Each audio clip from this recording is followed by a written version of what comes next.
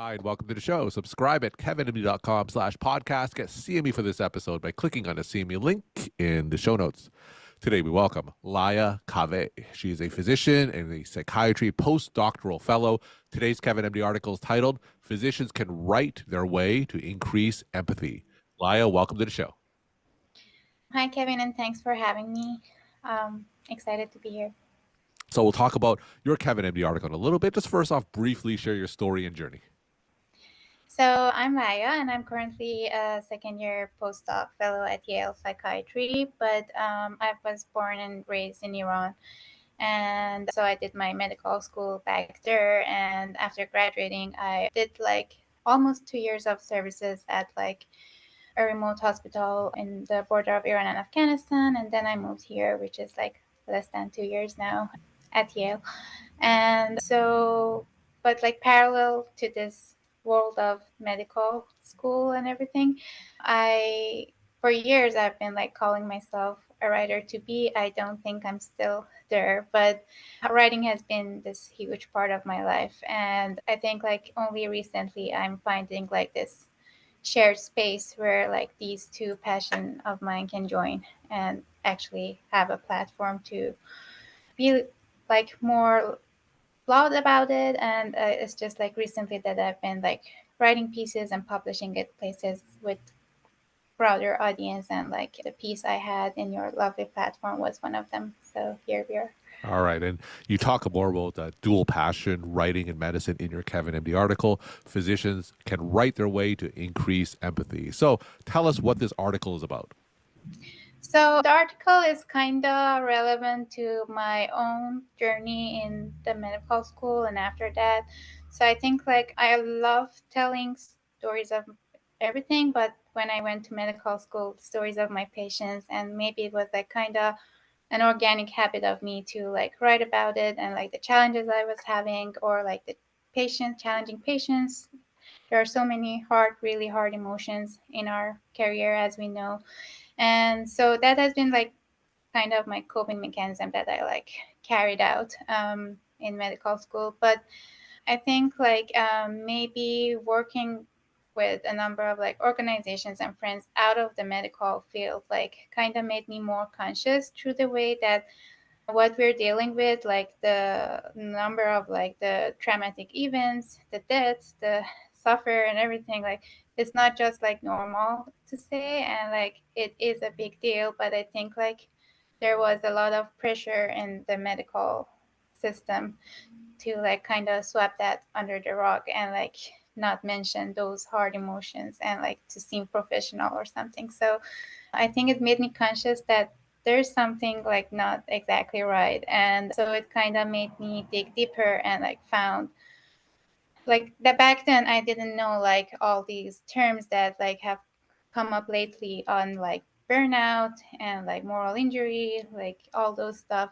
And it was way before COVID that kind of brought these terms much more out. So but I found all these resources that were telling that medical students are experiencing depression and anxiety at much higher levels than their peers in different the other professions and majors. And it was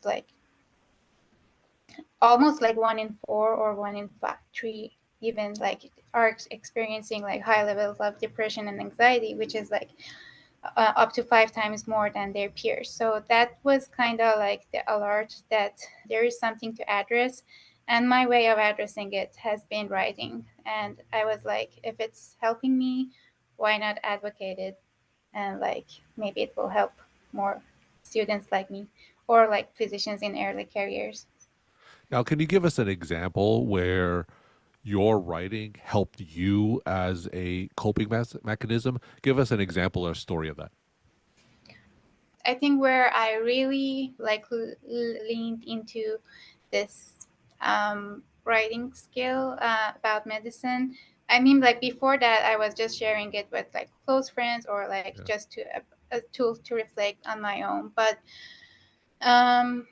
the experience I had as a physician at the border, and it was a very unequipped and like very remote village hospital, which was like very hard and like extreme poverty, extreme hard conditions. And so that was a place that kind of pushed me to even write more and then share it with more people. And it was kind of the way that I could thrive in that condition. And also like introducing a group of people that, so they were like very, it was a very poor area, so like we didn't have any stories almost from that source of place, and like kind of introducing them from another lens and scope. So I think that was one place that I was like convinced that this is working. Before that, maybe it was like more in my personal brand and friends.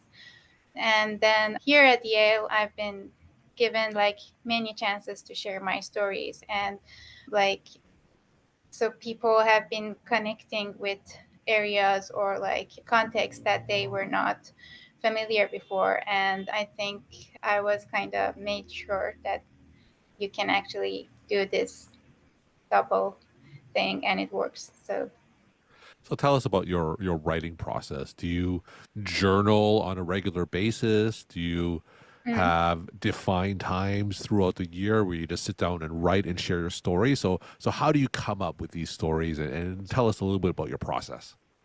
Yeah, I think at first it was just like something I couldn't swallow or I couldn't process. I would just like go back to writing it. And I think like it's a very safe space to reflect on like what is challenging you, or like how you have reacted or responded like in a situation with a patient or like with colleagues. And then like in a safe environment you can just like rethink that and reprocess that, and I think it changes a lot in how you actually keep responding to similar situations. So I think first it was like how I think it started with like this personal thing on reflecting on myself. And then when I was working in like that remote hospital, I couldn't come back home for some time, and I was just like in that area, I think it was more about the urge to show this other life of these people and like try to find community of support for myself and then for these people. And so it kind of like shifted from a personal space to like more community space and like actually having an audience or like talking to people rather to myself. And then but I hadn't published anything like in regards to this, but like the opportunities I found in Yale, I joined the op-ed project, which is like a writing group, and many other opportunities at Yale kind of I think pushed me to like work on a more deadline kind of context and like the motivation to publish. So kind of it's been like from personal space to audience space, you can say. Yeah. Sure. So you mentioned that you joined groups to help formalize the writing process. As far as you know, during medical training, are there formal courses in narrative medicine? Do they formally incorporate writing into medical training, as far as you know? So honestly, like I discovered them here that there has been like quite very remarkable programs that like promote writing in medicine and writing in like medical school from the early years on, mostly in like leading institutes, but it's not like this nationwide or like global wide, especially like movement. It's like mostly, but and what I feel is that like I think while this is like a new approach to medicine and how we can actually narrate medicine, and we have like not so many stories, we need to have much more stories in all fields. So where I came from school, it was mostly like always we had the problem of resource, and it was always like in a resource limited condition, which doesn't really make writing or narrating like a priority. And I think as much as we don't have stories from medical field anywhere, but these like physicians and like early career like medical interns or physicians in resource limited conditions are like the ones who actually like never are never heard. So yeah, there are programs, but it's like very limited, and I hadn't, although I've been like very interested in this field, I hadn't heard of them before coming to Yale. So I think it's just like very limited still. You talked earlier about how writing helped you as a coping mechanism to get over or process difficult situations. How has writing changed you as a physician caring for patients? I can quote from this op-ed project that like the story we tell becomes the world we live in. I think that the story you tell about your patients eventually will become the kind of care you give to your patients and the care they're going to receive in a broader spec. And also the story you tell about yourself as a physician will kind of eventually lead to making a new person who is doing that. So I think like just like it has helped me to re-narrate my patients and understanding from several aspects and trying to fulfill their needs, the needs that I might have not seen when I was just like having a patient visit. Like I could reflect on it after that, and also the way I want to see myself as a physician. So I think it helps in that regards.